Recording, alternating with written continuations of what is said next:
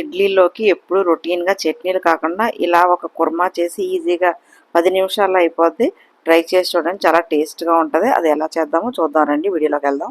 Welcome to my channel cooking with Vani Balaji. First ఒక ఉల్లిపాయ తీసుకుందాం. అందులో ఒక 4 పచ్చిమిరపకాయలు వేద్దాం.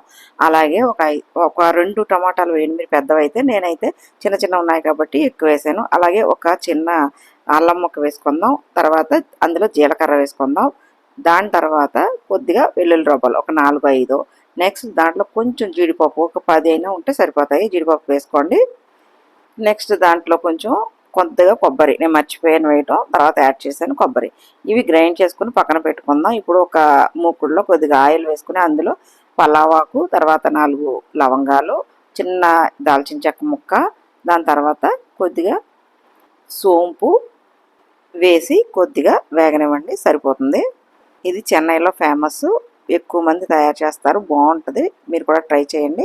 ఇప్పుడు దాంట్లో కొద్దిగా చిన్న ఉల్లిపాయలు కట్ చేసుకున్న చిన్న చిన్న ముక్కలుగా కట్ చేసుకున్న ఉల్లిపాయలు యాడ్ చేసుకుందాం. ఇవి కూడా గోల్డెన్ బ్రౌన్ అంటే బంగారు రంగులో వచ్చే వరకు వేయించిన అవసరం లేదు. కొద్దిగా ట్రాన్స్పరెంట్గా అయితే సరిపోతుంది.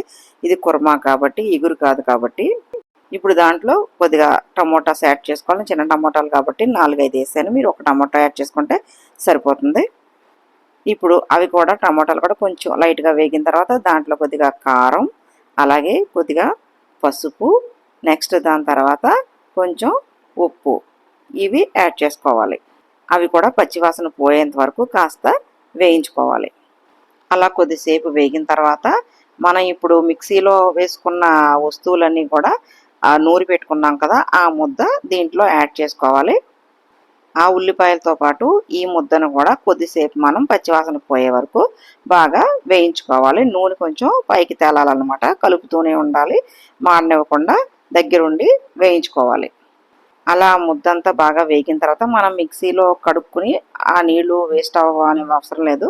ఆ నీళ్లు పోసేసుకుని ఇలా దాన్ని మనం ఎంత కన్సిస్టెన్సీ కావాలో ఆ రేంజ్లో అంటే థిక్గా మనకి ఎలా కావాలో నీళ్ళు యాడ్ చేసుకుంటూ దాన్ని కలుపుకోవాలి. మనం రెడీ చేసుకోవాలన్నమాట. ఇంకా నేను కొంచెం కొద్దిగా నీళ్ళు యాడ్ చేశాను. అంటే మళ్ళీ అది కొంచెం మనకి ఉడకాలి కాబట్టి కొద్దిగా నీళ్ళు అవసరం అవుతాయి.